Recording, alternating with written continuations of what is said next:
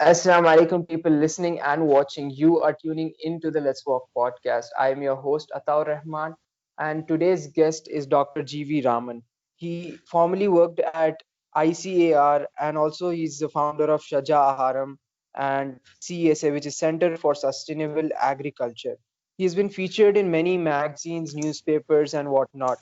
He also has been a 3 times TEDx speaker. GV Raman, thank you for being here. Thank you. So to start off, Dr. Raman, did you always know that you are going to be in the field of agriculture? And how do you come about to really figure out that I want to do this?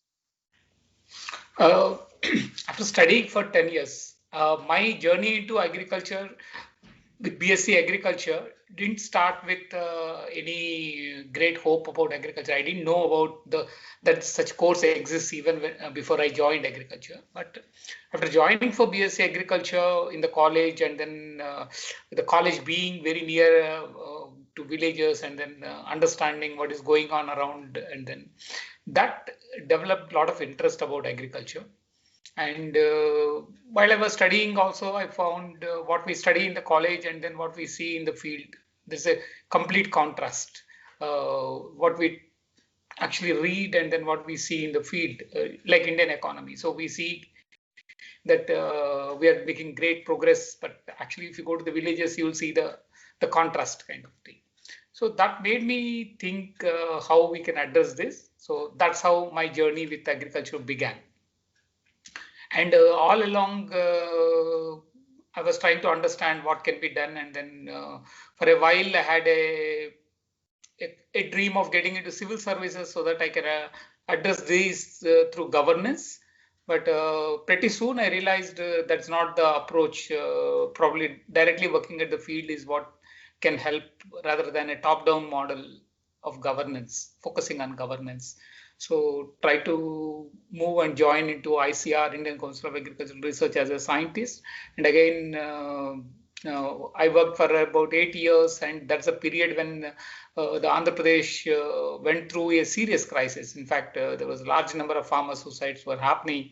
And there were a lot of debates about technology, a lot of debates about the public policy. If you remember, probably many of you may not be even knowing about the debates which happened about liberalization and the 1995 opening up of markets. So all that's a period when I was actually going through this entire process of understanding Indian agriculture. So I was trying to read in the process of preparing for the civil services and all, I understood this whole contrast. So it's not only about technology, about the policy, and the more and more I see a big contradiction.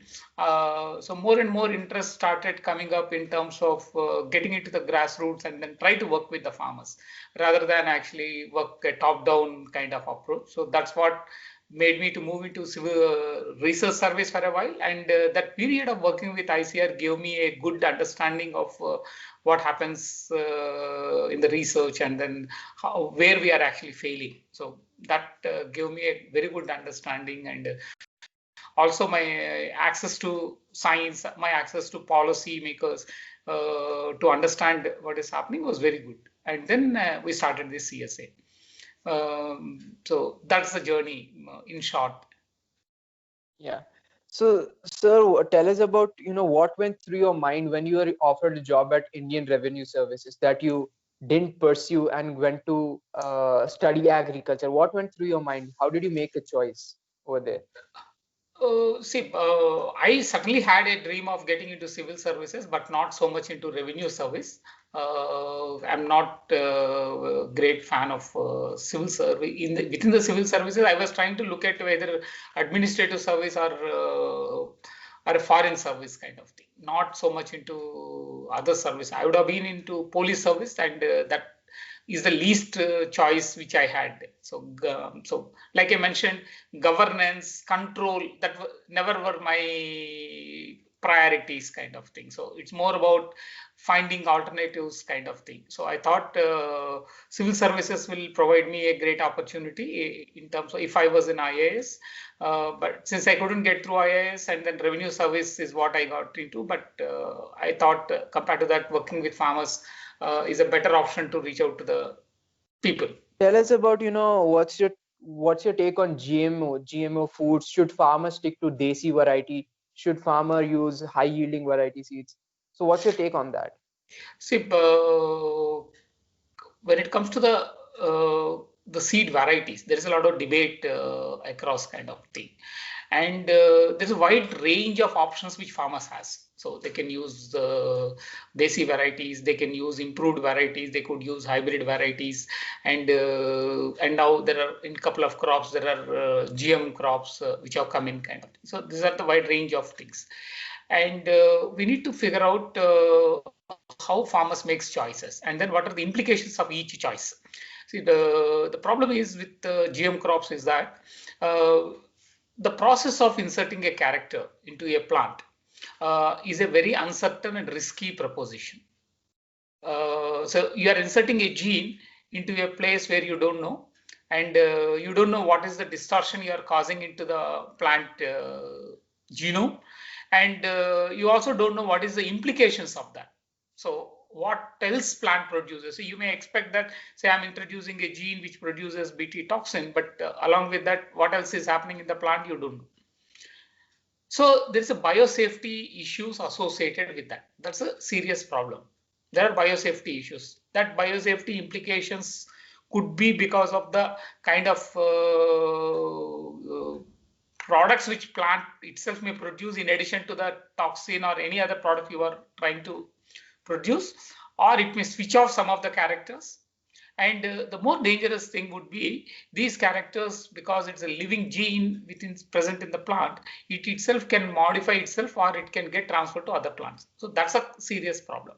So we need to have a biosafety framework to address this one. And say if it is a pesticide, if you find that the pesticide is serious and it has an environmental implications, you can ban, and then from then onwards, whatever residues are left will go down over a period of time, and its usage can be stopped, production can be stopped. Whereas when it is a genetically modified organism, that too not a bacteria which produces an enzyme in the laboratory. Say insulin is also a GMO today, but you control the organism, but the product is what you're releasing in the market. But here, the product is a living organism. So plant you are leaving into the market. So the plant can multiply on its own. It can get crossed with other plants. So you don't have a control on that. So you have to live with that. So that's where you need to have more biosafety checks.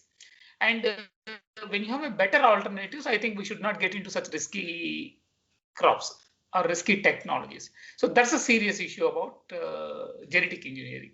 Similarly, when it comes to the hybrid, so there's a lot of debate which goes on. We equate all these things similarly. See, in any cross-pollinated crop, say for example maize, or if you take bitter gourd or sugarcane, papaya, there are many crops which are cross-pollinated. They are naturally hybrids. And if you are trying to make them self-cross, actually the potential comes down. It's like human beings. So why do we advise? Inbreeding kind of thing. Inbreeding kind of thing is what you get into. Like human beings, why do we advise don't get married in your close relatives? We advise inbreeding depression happens. So inbreeding depression is a serious problem. So we need to look at, depending on the crop character, what works kind of thing. Hybrid is nothing but an identified mating which you do. In the normal course, it happens on its own, but in hybrid, you do it yourself. And even in terms of developing a variety, you start with crossing, right? So whether it is an improved variety or a hybrid or a desi variety, I think the issue is not about that. Issue is about whether it is suitable to your soil, whether it is suitable to the use for which it is mentioned. So I think these are some of the things which are very important. So we need to look at how we can have the value for cultivation assessed for every variety or every hybrid, and then make the seeds available to the farmers. I think that's a important issue. It's not about only desi is good or only improved varieties are good.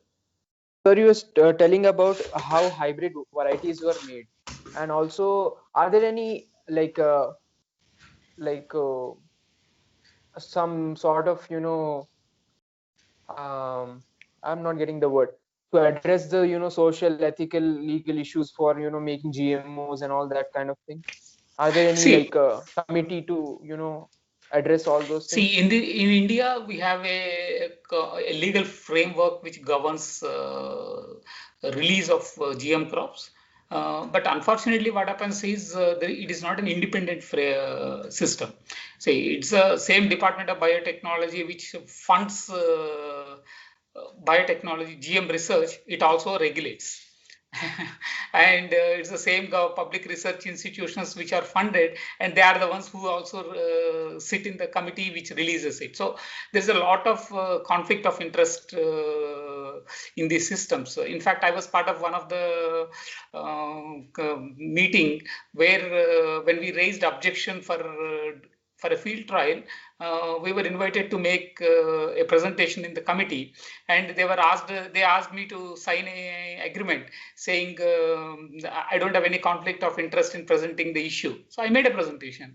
But later on, I found the person who is chairing that meeting, his wife was the one who developed that one, and that product, and he was also part of that team earlier. And the second person who was sitting next to him was also a person whose product is also coming up for regulation. So this kind of conflict of interest at the top level, and also their belief system. That this technology works. So rather than an evidence-based approach, they went into a belief-based approach. Third is many of them today, they are all retired, and they are all employed by this industry. So post-retirement benefits is something which is driving them. So fourth one, lack of accountability. Say people who, when they are releasing it, the regulatory system and say when it is released, industry claimed certain things, regulatory system claimed certain things, but later on when there is a problem, no one is responsible in this country. So all these makes system very weak. So there was an effort made by Government of India to bring in a National Biotechnology Regulatory Authority, and 2009 I'm talking about, and it's nearly 12 years. We didn't get through it, and to regulate seeds, and then in 2004 there was a legislation made, and the draft remained like that. So after 16 years, so CSA was also born in 2004. So I remember 16 years, the legislation is still pending. And there was a pesticide management bill which was brought in about 2004, around that same time. And till now it couldn't see the end of the light. So all legislations, I would say, are simply pending because the industry is not wanting to make certain legislations to happen, or within the government, there is no interest in terms of addressing the real issues. Have you faced any sort of lashbacks with the like pesticides company or that sort of thing, because you promote a lot of, and you are a part of a lot of organic farming and that sort of thing? In terms of, see, there's no personal conflict in any of these issues, certainly, because whenever we raise an issue, we raise based on evidence. And of course, there are some unscrupulous elements in industry which raise objections and then which try to create stumbling blocks kind of thing. So there were cases filed, and then not only on me, but many of my colleagues also. CSA fortunately could get over many of these issues because we speak based on evidence, and we have a lot of data to backstop whatever claims we make, and we don't go beyond what we can prove. So whether it is about a problem or a solution, we don't make all claims, and then all our work is focused on evidence-based approach. So we take a very scientific evidence-based approach in our work. So that also helped us in terms of getting over many of these problems. And we never hesitated to raise a voice or place an issue in front of anyone. So whether it is about against a policy by a government, or a product which is developed by an industry, or a claim made by government. So anyway, whether it is about a problem or a solution, whatever claims are made, we were always honest in terms of putting the information before the government and putting our arguments on behalf of the farmers and consumers.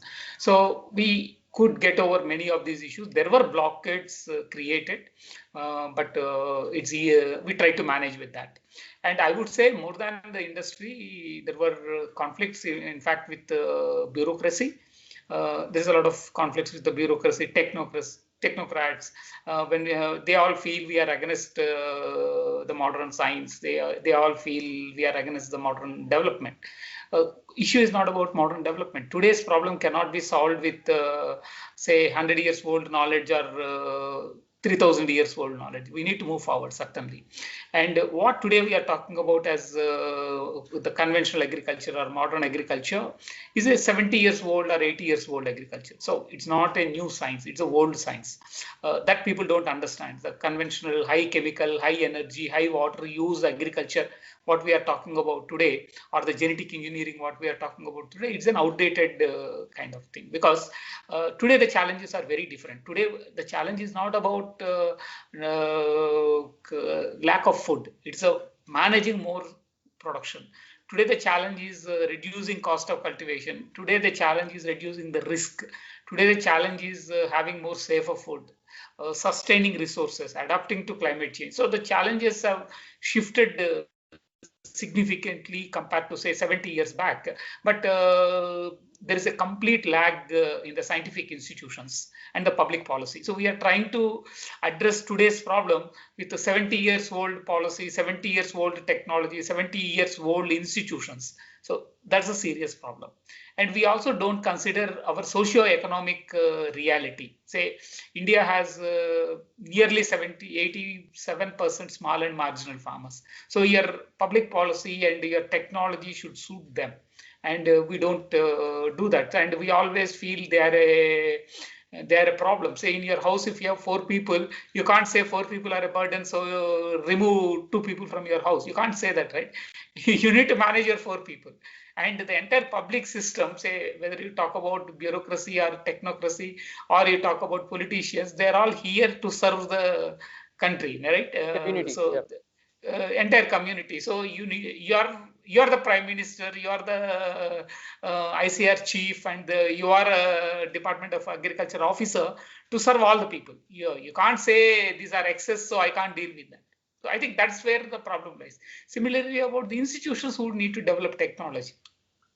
There is no technological development which has happened which suits our conditions. Say, can you imagine today, after 70 years with so many IITs in this country, so many engineering colleges, probably it is easy to get an engineering college than an engineering seat in this country. So that's the kind of engineering colleges we have, but we couldn't develop a single tractor or a single harvester which suits our conditions.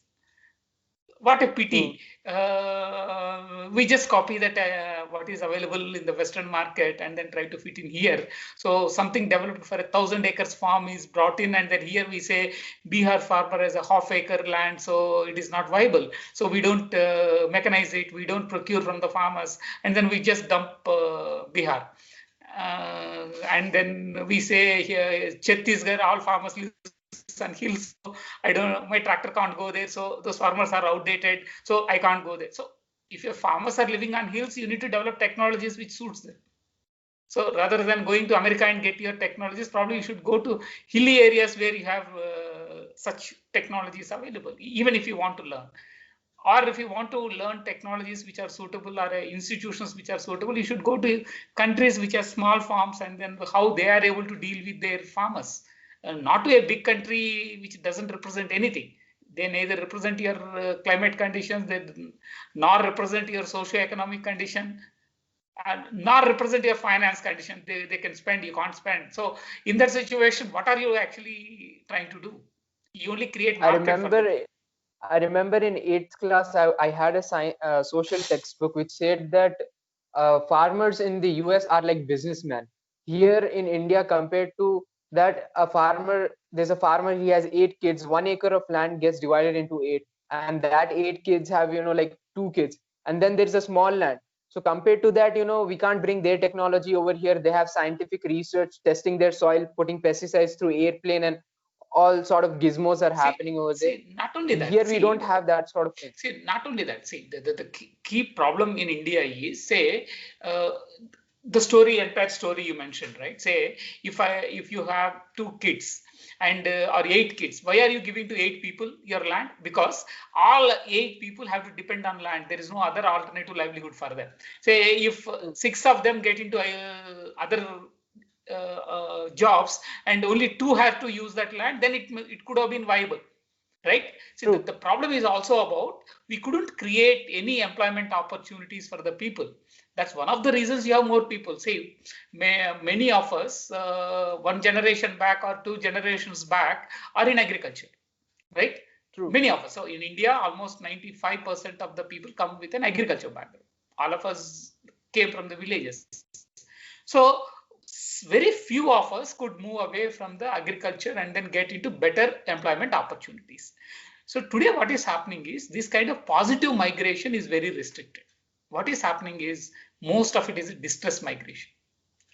So the problem is about, you don't have alternative options. Say, after your engineering, because today engineering has become like an intermediate. So everybody studies engineering and then looks for an MBA or do agriculture or do something else. So first they study engineering.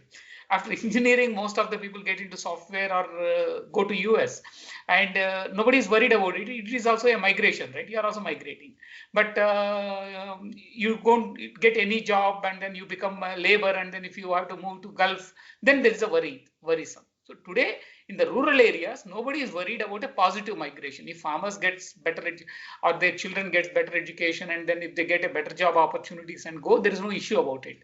Issue is because today farmers are becoming laborer. So if you look at the census data between 2010 and 2011, every day nearly 2,300 people left farming. And if you see the data, where did they go? They all became agricultural workers. So today we have more agricultural workers than farmers. And that's a serious problem. And I'm talking about 2011, and 2021 census didn't happen. 2021 census are not going to happen now. So when the 2022 census happened, the extrapolation is that it will be much, much higher. So many more people have left farming. And today we will be having 2021 census. The prediction is that we will be having more urban people than rural people. And who are these urban? These are all the poor labor who have completely insecure livelihoods. And we have seen what that insecure livelihood means when there was a COVID lockdown. You don't have a shelter, you don't have a job, and you don't know what to do. So even you can't stay 2 days without earning for that day, because it's you're a daily wage worker. So 2 days, if you are shut down, you prefer to walk down 1,000 kilometers to home, because that's where you have a better security compared to staying here where you get income. So this disparity which came in is because villages were neglected, our economy was neglected. Unless we revive that one, unless we revive rural economy, nothing is going to change. So, sir, tell us a little bit about Sahaja Aharam and CSA, because a lot of people, I think, at least in my place, they don't know about it. So, could you please, a little? So, Center for Sustainable Agriculture, like I mentioned, in 2004, few of us were working with agricultural institutions who studied agriculture. All of us thought, why farmers should die? See, and why farmers are getting poisoned?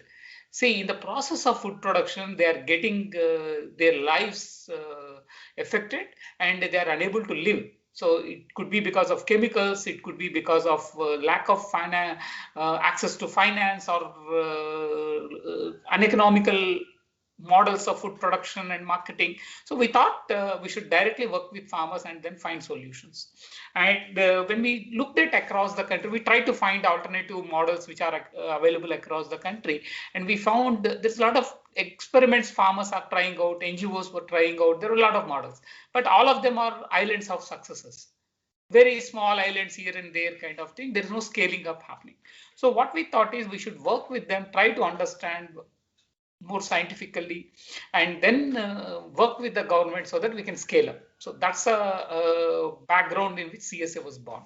And we are a group of agriculture scientists who looks at agriculture from an economic sustainability. So how farmers' income security can be achieved, and also in terms of practices which can lead to more sustainable models of agriculture. So we work on organic farming, natural farming, non-pesticidal management, and then whole lot of natural resource management practices like water harvesting and all that. So the idea is, if farmer has a small piece of land, how do we help them to earn better? And also how alternative livelihoods can happen. So that's a model. And when we are trying this one, it's not sufficient to produce, but it is also important to market. And farmers' bargaining power in the market is very low. And individual farmers dealing with markets is extremely difficult. So that's where we started Sahaja Aharam. Sahaja Aharam started as a farmers cooperative, and farmers cooperative, when more cooperatives started coming up, we started building a federation of these cooperatives. So Sahaja Aharam Producer Company is a federation of farmers cooperatives. So today we have 23 farmer cooperatives which are federated into producer company called Sahaja Aharam Producer Company, and all of them produce, process, and then sell directly to the consumers as Sahaja Aharam.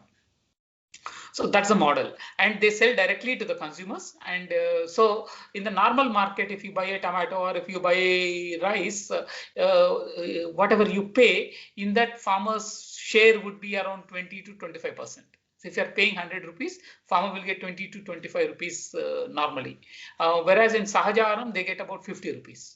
So 50% of what consumer pays goes to the farmer. So that's the model. So it's a short supply chain without many middlemen, and farmers does the value addition. And we try to sell as much as possible in the local market. And then we also deal with distant markets, but only to create more market for the farmers. So farmers share in the consumer's price, increasing that is the key focus of getting it. And all our organic products which can be traceable up to the farmer group who has produced it. And it's not only about tracing the farmer group who has produced it, but you can also compare it with the any other product which is available in the market. So we also developed an ecological footprint labeling. So say if you're buying rice, you can see how much water this rice packet has saved compared to any other rice packet which is available in the market. And so that's a kind of ecological footprint label we also have developed on that. And you can also know how much farmers share in this rice compared to the conventional market. So both in terms of economic share and in terms of ecological footprint. So these two are also labeled onto the packet. So that's how Sahaja Aharam was built. And today Sahaja Aharam sells in Hyderabad and Visakhapatnam, and pretty soon we are going to be in other places as well. The idea is to create a platform where farmers, local farmers, can sell their produce. Wow, that's really nice, sir. You talked about it really takes a lot of fuel, global warming and all these kinds of things are like, really impacting our climate. A few months ago, we saw how floods came in Hyderabad and all that sort of thing. Yes. So it's really impacting how middlemen can, the food is produced by the farmer and then the middleman and some more middlemen and then finally reaching to us. So it's really, I commend you on, doing this really nice job. Also tell us about, do you think should farmers employ more technology into their farming practices, or should they, stick to production by masses instead of instead of mass production, like Gandhiji said? What's your take on that? See, there are two issues here. See, technology is always important. Certainly, say, but what do you mean by technology, and then what technology does to you also is what we need to figure out. Say today we both are sitting in different places and able to talk because of technology, and why should farmers be denied of that one? And farmers growing crops, sowing seeds, or applying water. All these are technologies, and you need technology in terms of reducing drudgery, reducing risk. So you need technologies for that. It's not that going back and then doing like the way a farmer was cultivating 1,000 years back or 100 years back is a solution. I don't think that's ever an option. So, for example, I can put you some cases. Say, if you take rice cultivation, or if you take any of the dryland crop cultivation, where man will be running behind bullocks in terms of sowing, and then women will be going behind to put the seeds, right? You can see that's a common picture you get when you think of agriculture in textbooks. And do you know, by the time 1 acre land is completed, that woman, poor woman, has to bend and then put the seeds, and then she has to walk nearly 16 kilometers, 1 acre. By the time she completes 1 acre, 16 kilometers is the walk she has to make, that entire rows, and in a bending position, right? You have to put the seeds, kind of thing. Why should be that drudgery be on them? Why should? So you need technologies for that. See, technology always should be to enhance our performance. See, technology is not, say today, if you're able to talk to each other, it is to enhance our performance. It is not to replace each other, right? So if technology replaces me or replaces you, that's not what we are looking for.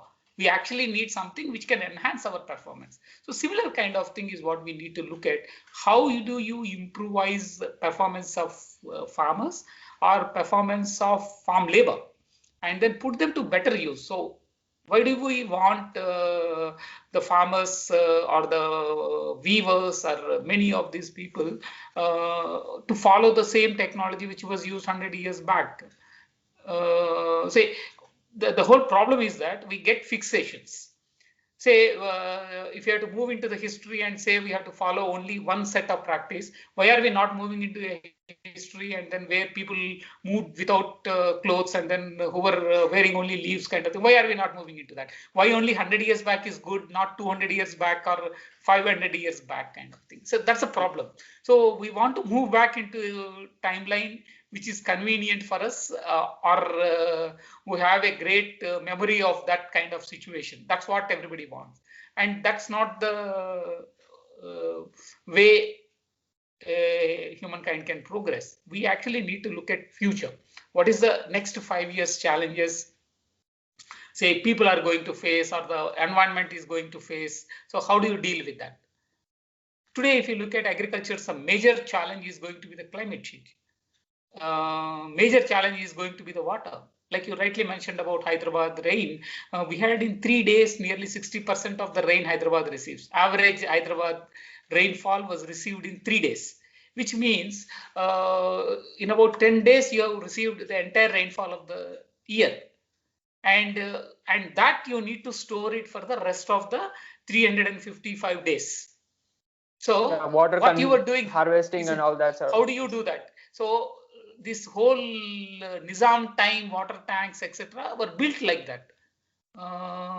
It's our lack of planning is what destroyed all of them. So when you get rain in few days, and for a long period, if you don't have rains, how do you harvest it and use is what is very important.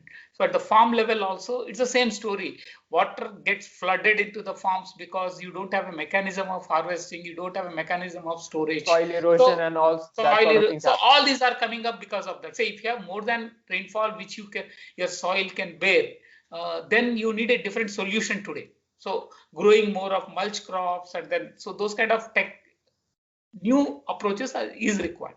So that fundamental shift in the agriculture from the previous 60-70 years way of doing is what is very important. And so that needs an agroecological approach. That's where it needs new solutions. So technology is something which is very, very important. But again, it's not a very destructive technologies kind of thing. Today, say the kind of harvesters which are coming in are bigger than the farm sizes many times. And since if you have a very undulated land, and then if your harvester can't go, then you say we'll bring in a laser leveler, and then we will make the and all those kind of things are causing more and more problems. So the solutions you are bringing in are becoming the problem today. So, And sir, one big question: why organic farming? There's a lot of people I know who want to go back into, organic farming and all that sort of thing. So they're asking why organic farming. see, it's not going back to organic farming. No, it's about going for organic farming, moving forward is what I would say. See, there was never organic farming kind of thing in this country. See, what happens is the high use of chemicals, high use of energy, high use of water is creating destruction. You need to move towards a situation where you can conserve these things. And then the food you produce should be safer. So towards this, when you are moving, there are several agroecological approaches. So broadly, if you put all these practices, you may call it as organic farming, you may call it as natural farming, you may call it as permaculture, you may call it as biodynamic farming. There could be very different ways of calling it, because each one has its own philosophy. Each one might have started in its own context. So context changes from condition to condition. So it is differently named. The problem is when all these are there, when they have to, what is the commonality we draw in from all that, so that common person can adopt, is what one need to look into.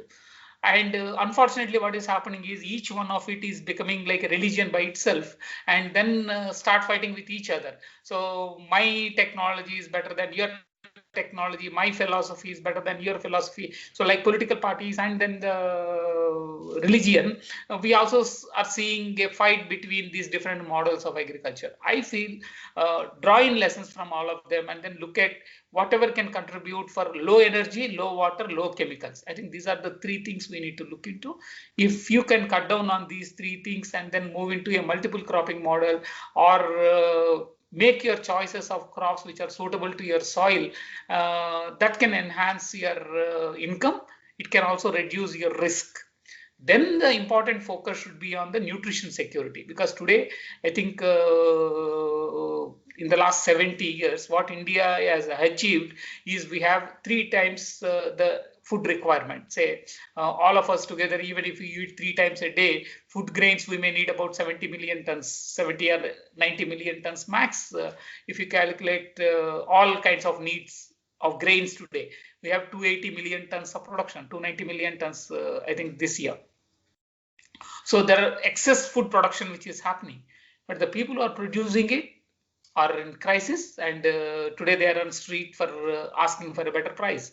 And the workers who are part of that one are the ones who are very poor, and they are the ones who are malnourished. Today, if you look at the malnourishment in this country, hunger in this country, nearly 45% of the children are malnourished. Why did we end up in this?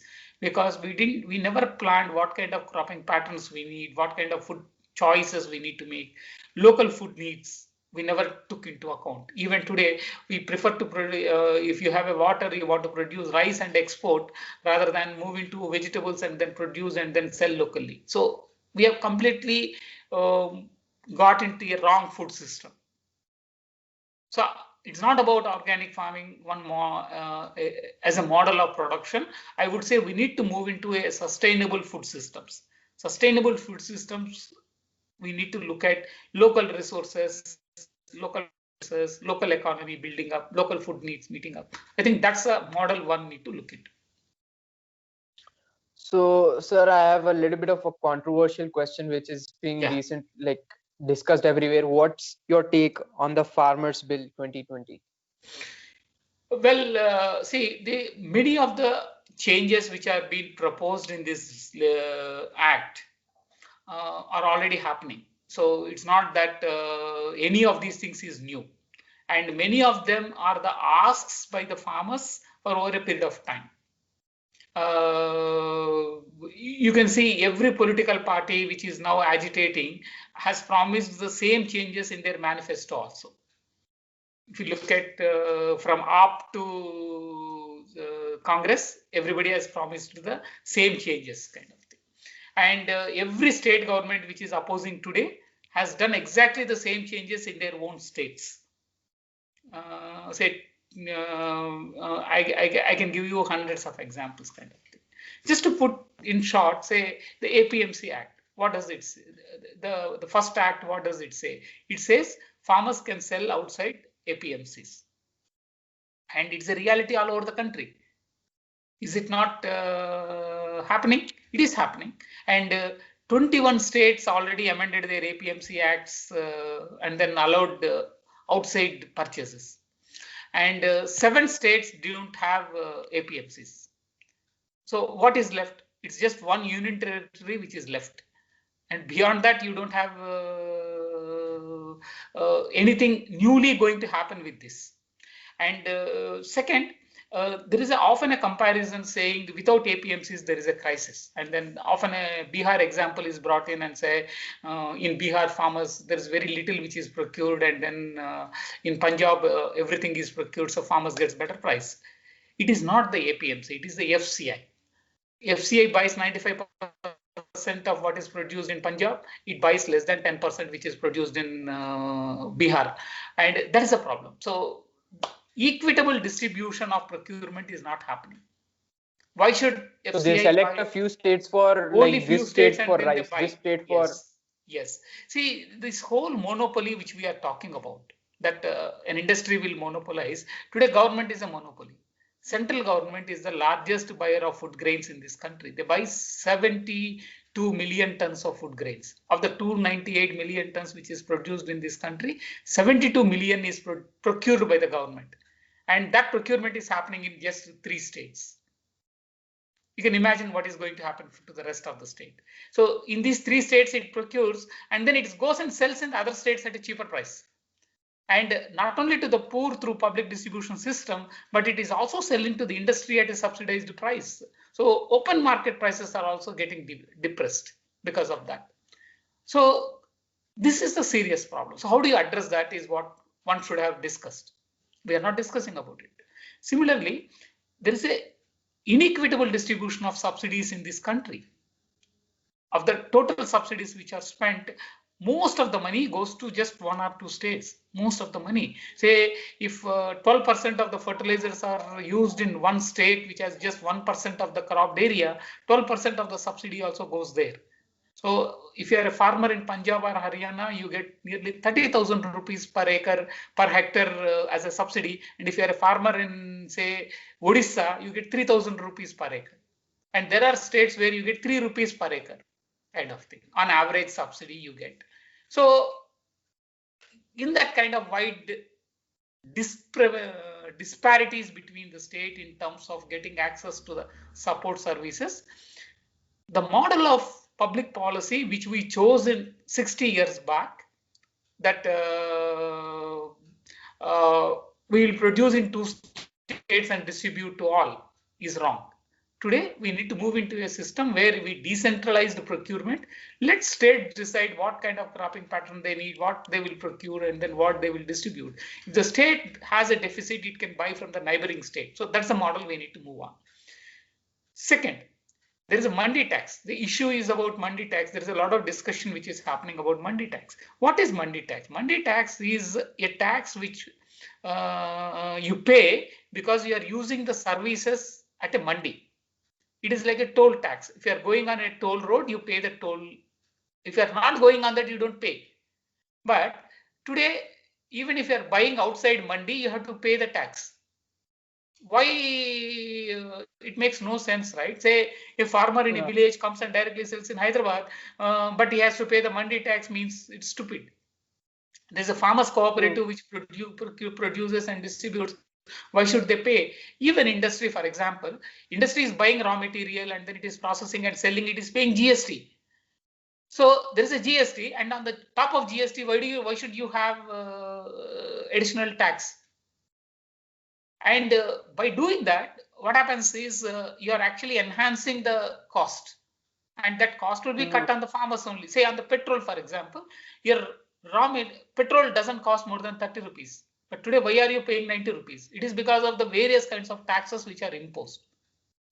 If money is an issue, don't put in all commodities. Say, why are you putting on everyone who is selling in the market or everybody buying in the market? Put in on those who are earning more. So you leave aside small people. tax the income which is coming from the agriculture or coming from the agricultural business after one level. Say if somebody is earning 20 lakh rupees per year or 1 crore rupees per year from agriculture, as it is claimed by the many of the politicians, tax them. Why are you taxing a poor farmers cooperative which is buying and selling in the market? So it is wrongly understood about the mandi tax also. And there is also variance between the states. Say Punjab, Haryana taxes 6 to 7% or 8%, whereas Maharashtra doesn't tax anything, and Andhra Pradesh and Telangana charges only 1% for mandi transactions. So when there is a variance between the states, why should everybody pay the same thing? It is stupid. So these are the only 2-3 changes which has happened. But what is not in the bill and what we need to ask for is a regulation. Outside mandi, if somebody is buying and selling, how do you regulate them? It should be a thin regulation. How do you see that they're registered with the government, and then you can see that they're following payment, they are following payment, and then they are following proper price, what is the price paid. So all these certain things which one need to look at. So that's a regulatory system which we need.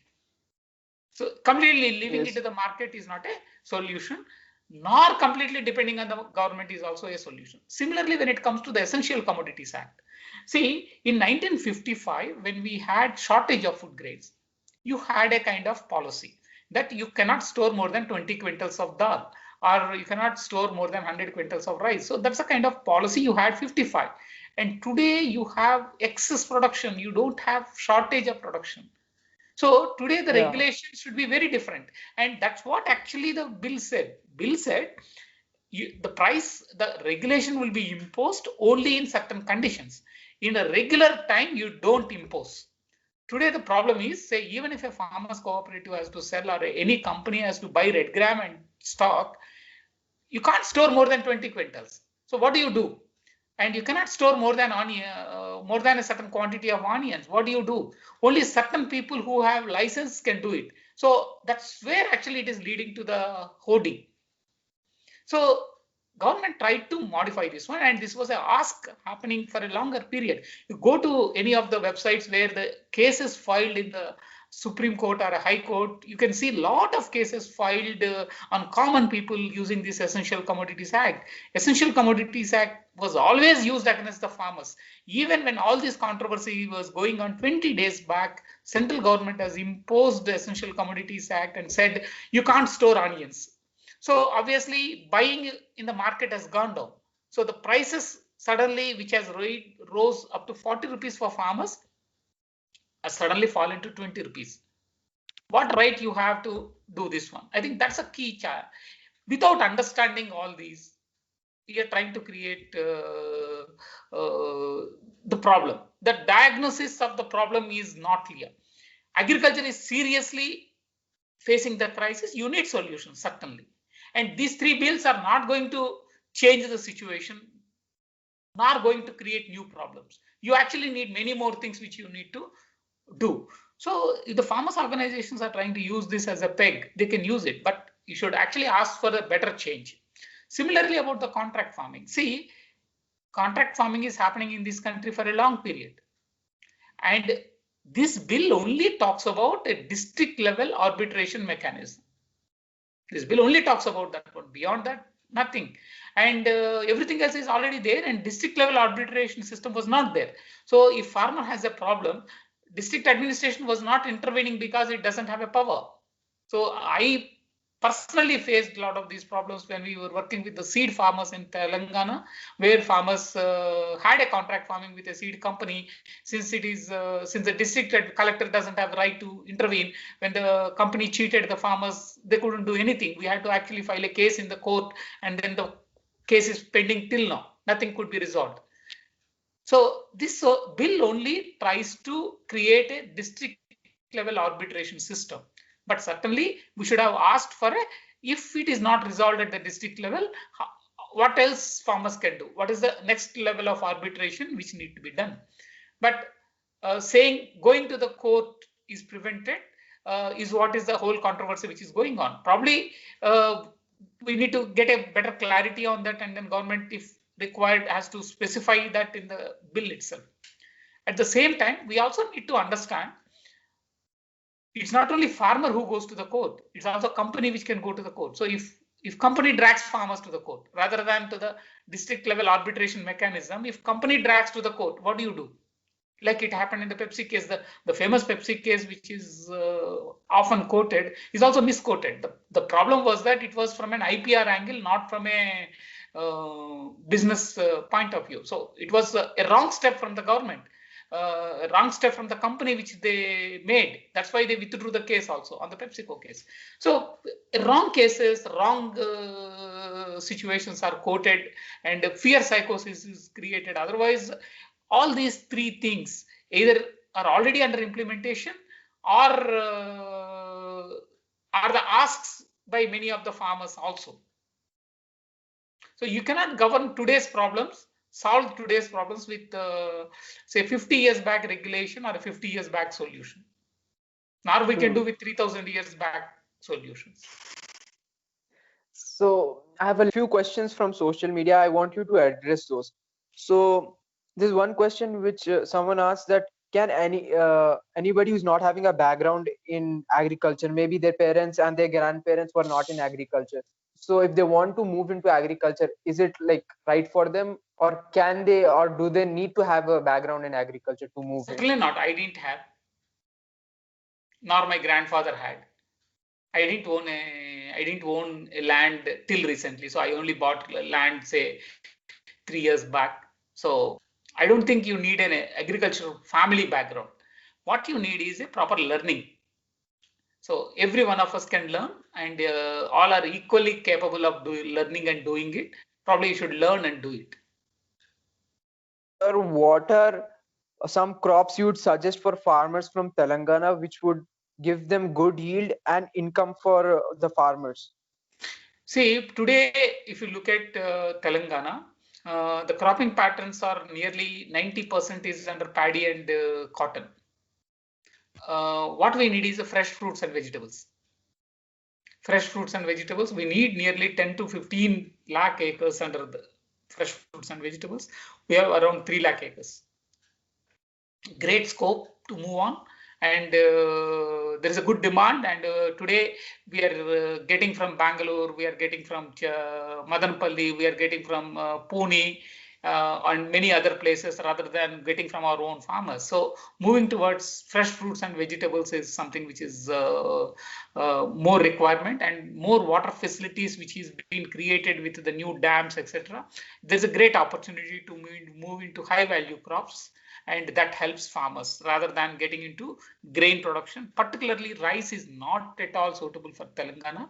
We should only produce some 20-25 lakh acres, not beyond that. And today we have about 56 lakh acres in Kharif, and then nearly 40 lakh acres. So near about 1 crore acres is what is under paddy. So you only need 25 lakh acres. 3/4 of the area under paddy has to be cut down, and nearly 3/4 area under cotton also has to be cut down in this country, in this state. That's what can help farmers. Sir, is there any specific training or mentorship you provide, or also is it provided by ICRISAT or CRIDA, and how often they are conducted? See, CSA provides on organic farming, so organic natural farming, and then farmers cooperatives, and then linking to markets, organic markets, bio input production. So there's a wide range of courses which we offer. You can check our website, csa-india.org or graminacademy.in. Graminacademy.in is an online platform where we have a lot of courses, and we also do offline courses in farms where people can learn about vegetable production, or people can learn about agricultural marketing, organic marketing, or making foods, say, developing food products out of it. So all these courses which we do. And of course, there are various government organizations also which does this, but many of them are not into organic production. All of them are into conventional agricultural models. And so if you want to learn about organic farming, probably you should choose a right job. You should make a right choice. CSA certainly offers these courses. So, sir, do you recommend multi-cropping? If so, what are some crops and combinations you would suggest? See, multi-crops are always better, but the choices have to be made based on the soil type and your market and the time availability. Say, for example, if I have 10 crops which I can grow, but every day I have to go to, so say today I have to go to harvest tomato, tomorrow I have to go to do some operation, day after also I have to go kind of thing, then if it demands more of your time, then it makes no sense. Similarly, if the soil is not suitable for the kind of cropping combinations, it may not work. So based on your time, based on your market, based on your soil type, you need to make the choice. And there are different models. There are 10, 15 different models which are tried out, and then based on which you can try for your own situation. Say, for example, we developed and on a staggered vegetable production model called Kalpataru, where vegetables can be harvested from half an acre plot. Every week you can have a harvest of 2000 worth vegetables. So nearly 10 to 15 vegetables you can harvest, which fetches you 2000 rupees. So if you have half acre plot, you can easily earn about 2000 rupees kind of thing. For small farmers, from half acre getting 2000 rupees per week net income is always good. And we tried it on a large scale also. We are working with the social welfare hostels in Telangana, where we are able to do it in 3 acres land. So the entire vegetable requirement of the hostel is met with that. And similarly, we are working with FPOs where the vegetables can be supplied. So there are different models which we evolved from that. Similarly, there are models on grain production which you can do like that.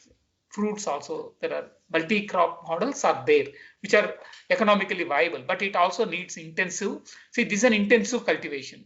Every intensive cultivation needs intensive engagement. And if that intensive engagement is not there, many of them is not viable. But if you have to engage intensively, then you also need to have that income which comes in. Say, in that situation, many farmers choose to go for one crop because it's easy for them to manage. So ease of manage is what people look at. And if there is income which comes in, people could easily shift. So multiple cropping models certainly helps farmers, but it's a good design which they need.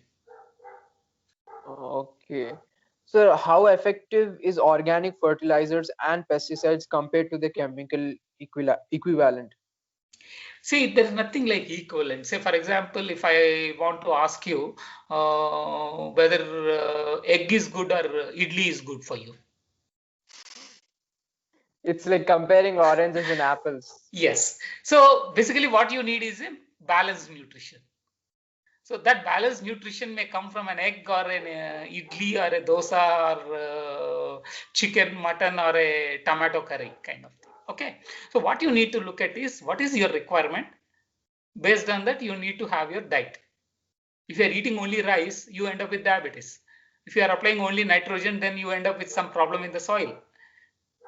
You need to have, whether it is a chemical fertilizer or an organic manure, it doesn't make a difference. What you need is your soil should have a good physical properties, good chemical properties in terms of nutrients available to the plant and supplied through better sources. So in this, few nutrients, particularly say nitrogen, can be fixed from the atmosphere. So if you have good soil microbiology, so if you have more beneficial microorganisms which can fix atmospheric nitrogen, you will have enhanced availability of nitrogen. And similarly, there are phosphorus solubilizing bacteria, there is a potassium mobilizing bacteria, there is a iron and zinc solubilizing bacteria. So if you have these microbials present in your soil, which can come from the organic manure which you use, or a dung which you are applying, or a Jivamrit or Panchagavya which you are applying, or from the biofertilizers which you can make and then or you can buy in the market, any of these sorts, but enhance the soil microbes. That can help you to have better balanced nutrition. More importantly, in the soil, we need to look at the chemical properties in terms of low salinity, and then we should have neutral pH. These two are the critical part. If the pH is this side or that side, even if nutrients are present, plant may not be in a position to absorb. So that's where the problem lies. So we are not looking into the soil properties. Just we are getting into a fundamental fight like veg or non-veg Generic kind of thing. solution. Very generic Yeah. solution. Like it's the same like diet. No, it's about we always think veg or non-veg kind of thing. Both are not problem. Both are not solutions. In fact, it's Yes. your We have to dietary look for a more behavior. You need to look balanced at a type of balanced thing. nutrition. Yes. But Yes. chemical fertilizers certainly have a serious problem in its production, and then it's a residual effects. Same is the chemical pesticides also. So if you can make a plan, best plan, organic also can provide the same kind of productivity, and then same level of pest and disease management. Say, if you're talking about equivalence, the problem is about, say, a neem based solution which you make, or a BT spray which you buy in the market, or a trichoderma which you buy in the market, may not be equivalent to a chemical pesticide in the toxicity. So in terms of killing effect, it may not be the same unless you have a preventive care approach. If you are not taking a preventive care approach, your pesticides also will not work. See, whatever you are spraying, one time they may kill, but next time insects have resistance. That's what we are seeing with pink bollworm. That's what we are seeing with brinjal fruit borer. We have seen a new disease this time in cotton, which has killed a lot of crop in the Telangana. So all this happens because it's a wrong understanding of the pests and pest management. So it is not about equivalent toxicity we need to look at. Effective pest We have to management is what reduce. we need to look at. Effective pest management you need to look at. From an effective pest management point of view, if you look at, I think organic is better and effective than conventional pest management.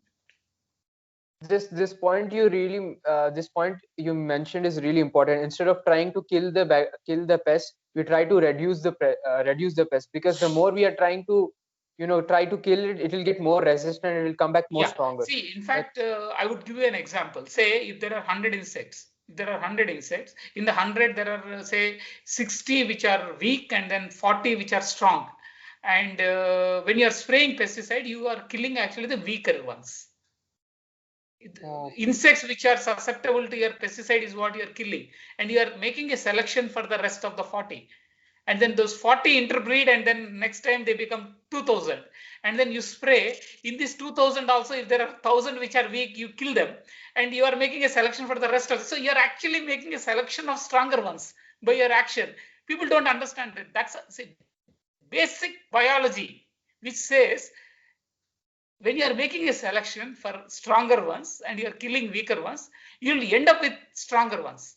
And that's what you are doing with pesticides. So you are selecting insects for genetic resistance. You are selecting insects for genetic resistance. You are selecting viruses for genetic resistance. Today, COVID happened because of that. And similarly, many diseases happens because of that. Today, you are having mosquitoes which you cannot kill with pesticides because you overused it. So any killing approach will only lead to resistance, and it also disturbs the ecological balance. So these basic fundamental ecological principles are forgotten in the colleges. When you discuss about agriculture, these are never discussed.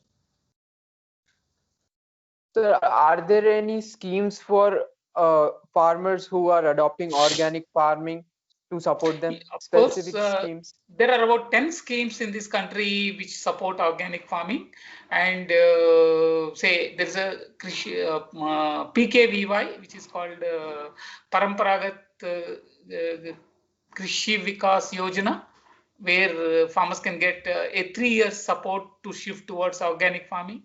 And horticulture department, there are schemes. Agriculture department, there are schemes, and NABARD has certain schemes. So there are a number of schemes which are available, particularly to shift towards organic. And similarly, there are schemes under EPIDA for marketing, and there are a number of schemes in NABARD for getting certification. So there are a number of other process schemes which are available, which people can make use of. So what's your take on permaculture? It's a really hot take now. Many people who want to go into farming, they want to test permaculture. So you being like the scientist, I want to ask you, what's your take on that? See, like I mentioned, all these are same. See, permaculture principles are largely based on design principles. So how do you design your farm?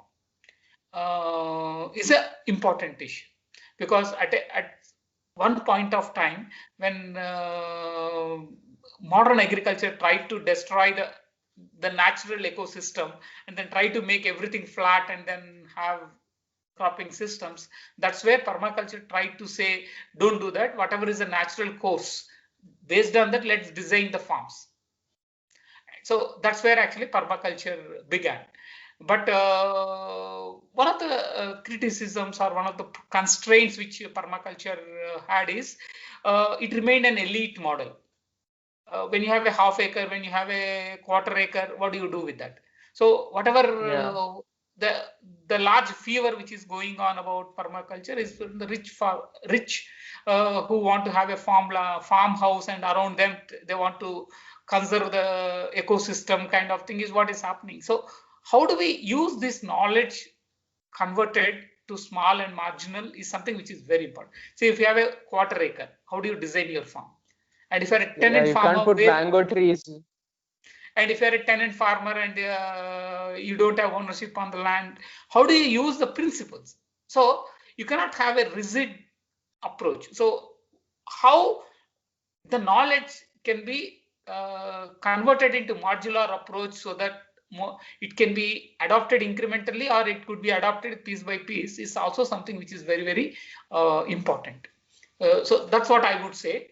Otherwise, as a knowledge base in terms of a design principles on natural resources based agriculture, I think permaculture did a fantastic job. Sir, should one sell their organic crops as specified organic crops, just like we see it in the supermarket, or just sell them in the like normal mandi type? So what's your take on that? Should they specify it as organic? See, wherever they sell, it's about producer getting better price, is what I would say. Where do you sell doesn't matter. Where do you get better price is what one need to look into. Because once the product leaves the farmer's hand, wherever it is sold, farmer won't get any price. Yeah, it's the middleman whoever sells it in supermarket will get the price. Whoever sells in America is what they will get the price. It's not the farmer who is going to get. So it's about farmers should look at what is the price they get when the product leaves their hands. I think that's what farmers should look at. So wherever they sell, look for better price, bargain for a better price. It doesn't matter whether it is sold in a supermarket or on a roadside, but look for better options. To wrap things up, I have a little bit of life questions to put life in perspective. Sir, where do you see yourself 5-10 years down the line with your organization and life in general? See, in terms of organization, certainly CSA in the next 10 years will be one of the organization which will be driving in more of scientific approach to organic and natural farming, certainly.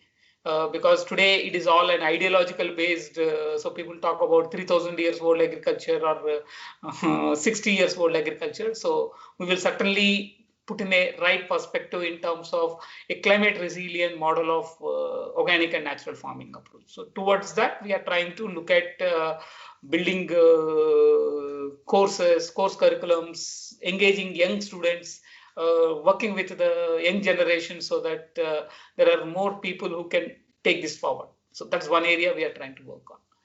Second area we are trying to work on is try to look at how do we create more employable opportunities for the rural youth, and how do we build relationship between rural and urban so that it could be shared learning, shared business models which we can develop. Today it is like one versus another. It is like a competitive model which we are trying to look at. From there, can we move into a cooperative model?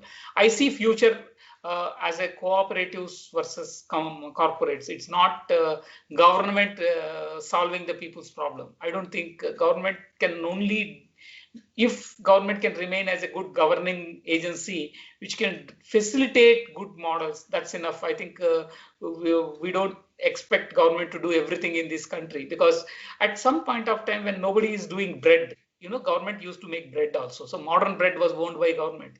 Kisan Jam was owned by government. So at some point of time, they did all that. But today, you don't need a government to run a bread bakery, right?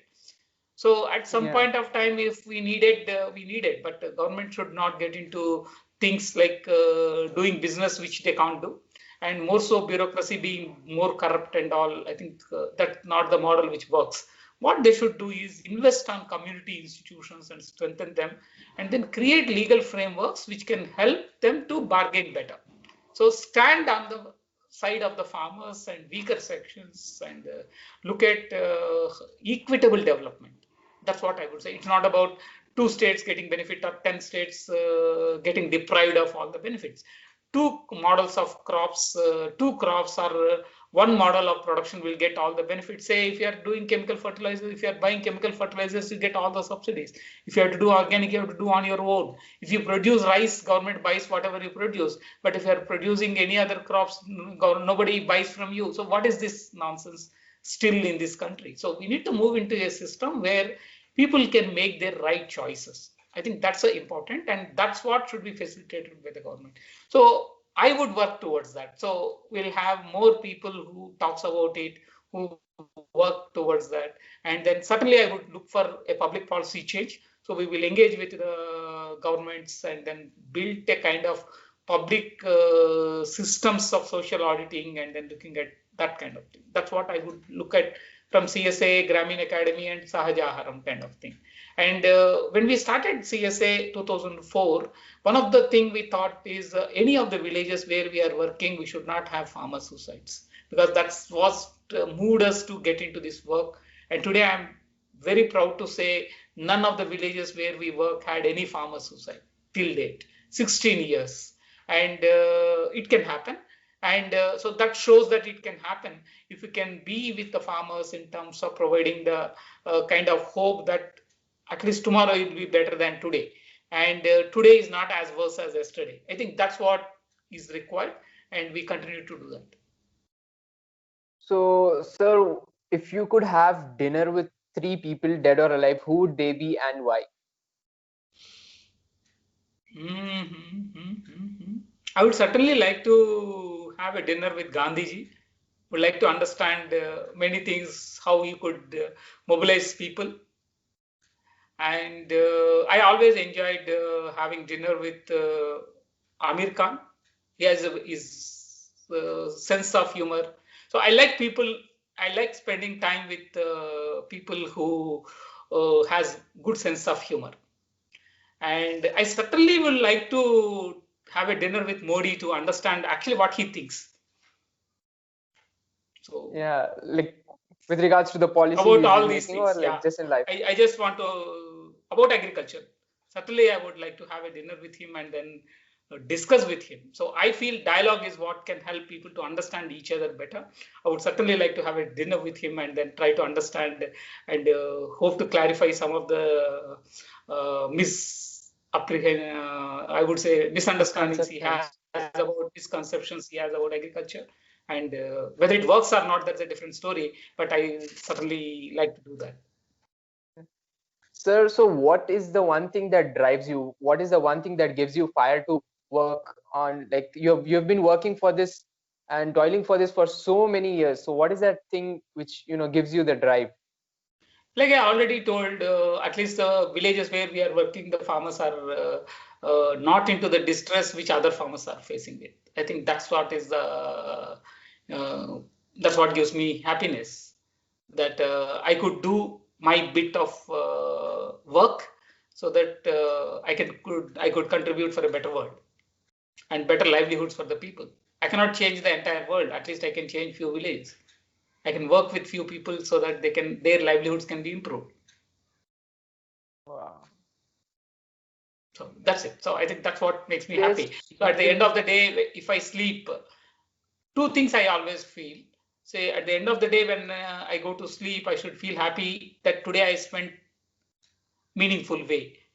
And tomorrow when I get up, I should get up with a hope that I look forward for what I'm doing. It should not be like, habba, another day.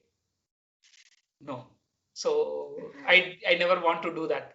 So any day, it should be an exciting day for me to do. And at the end of the day, it should be a meaningful way of spending time. So these are the two things which drives me. So to wrap things up, where is the best place people can find you, come in contact with you? Also, if they can, work you on an offline mode, where is the best place people can come in contact? See, CSA, and they can put in a request on either my blog ramu.in, or they can put in on CSA website or Grameen Academy website, or they can put in, we have a call center, 8500983300, 8500783300, 8500683300. So 3 call number are there. Any of these things they can do. They can email me ramu@csa-india.org, and calling may be difficult. Certainly, I'll get back to them whenever time permits. They can WhatsApp me on 9006999702. Facebook, almost I'm one of the very active person on Facebook and Twitter. So you can text me, or you can tag me, so I can get back to you. Yeah. So people listening and watching, I'll put all the links in down in the description. So feel free to reach out to sir if you have any questions whatsoever, any questions, inquiries. So feel free to reach out. And I hope you took some value out of it. And until then, just stay blessed, keep working hard, keep striving towards your goal. Thank you for listening.